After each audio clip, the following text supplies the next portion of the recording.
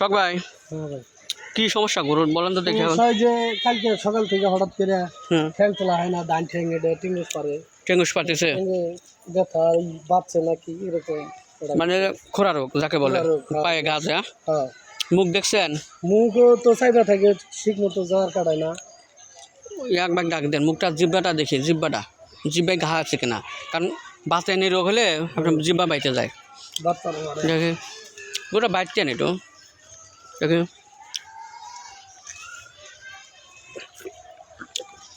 মারি মারি মারি এই যে মারি এই সব টাকা দেখা হয়েছে দেখেন। হ্যাঁ গোটা বাদে নয় দেখা একটু আরে বাইরে আরে বেটা জিব্বা গরম না? একটু গরম। হুম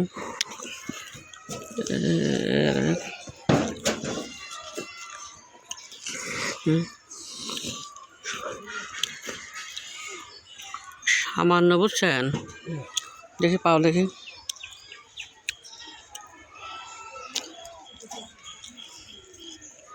খাওয়া দাওয়া কেমন তাই বলেন? খাই না তো, খাচ্ছে না? আজকে সকাল থেকে তো খাওয়া তুমি যে গাছ দিয়ে ঠিকই খাওয়া দাওয়া কম। খাওয়া দাওয়া কম? কালকে ছিল ভালো?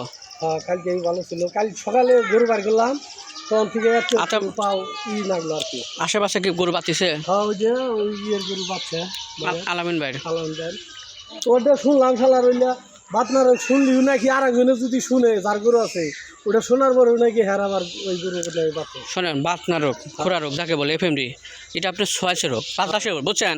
বাতাসের মাধ্যমে আপনার জন্য ওই যাবেন বা বাতাসের মাধ্যমে আপনার এলাকা হয়ে যাবে, সরা যাবে।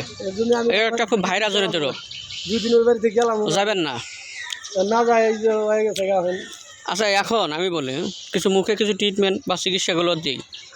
এখন এই রোগের সম্বন্ধে কিছু বোঝেন জানেন?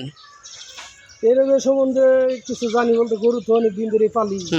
বাতনা রোগটা মনে করেন যে গ্যাসে হয়, হয়তো কিছু ট্রিটমেন্ট জানার পরে আমার হঠাৎ করে হওয়ার পরে কিছু মনে থাকে কিছু থাকে না। আপনি আরেকজনের কাছে কিছু আচ্ছা বলেন তো দেখেন কিছু যা জানেন যাই বলেন তো। বাতনা রোগের জন্য মনে করেন যে পটাশ দিয়ে ঠ্যাং দিয়ে দেওয়া, আবার মেদ তোলাইনে ব্যবহার করি যাতে মাছি দিয়ে না ধরে, মাছি দিলে হয়। আবার বাইটিন ব্যবহার করলে গাড়া একটু সুগা ওটা ব্যবহার করি আইনে দিই। তো সবই তো মনে আছে জানা মতো। এটাই এখন শোনেন হালকা কিছু পানি গরম করে করি, পরিষ্কার করতে হবে, আবার পরিষ্কার রাখি যাতে পেটে না থাকে। এরকম করে রাখি। শোনেন এই রোগটা আসলে মূলত আপনাদের মানে পরিচর্যার উপরে, যত আপনি পরিষ্কার করবেন, এই যে বললেন ন্যাপথলিন, তারপর মুখে যদি গা হয় সোয়াগা মধু, আর মানুষের যে হলুদ বড়িগুলো আছে না, আমরা কি বলি ওরা জাইরেগার বড়ি বলি, রিবোফ্লাভিন বড়ি সোয়াগা ভাইজে মধু দিয়ে মুখে লাগাতে হবে।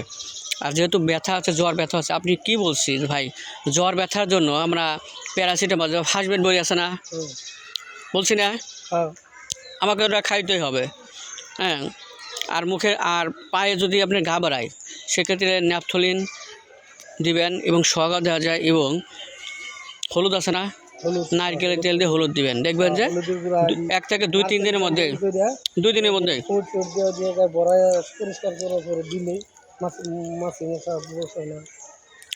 আরও কিছু গোপনীয় ট্রিটমেন্ট আছে। এখন গোপনীয় ট্রিটমেন্টটা আপনাকেই বলবো, কারণ গোপনীয় ট্রিটমেন্ট তো কারো কাছে ভালো লাগবে আর কাছে লাগবে না নাকি, সবাই তো বলা যাবে না গোপনীয় ট্রিটমেন্ট। ঠিক আছে যাক মাশাআল্লাহ একটু গোটা হাসতে টেন পারতেছে। আমরা এখন গোপনীয় ট্রিটমেন্টগুলো বলবো, গোটা ভালো করে দেখি আরও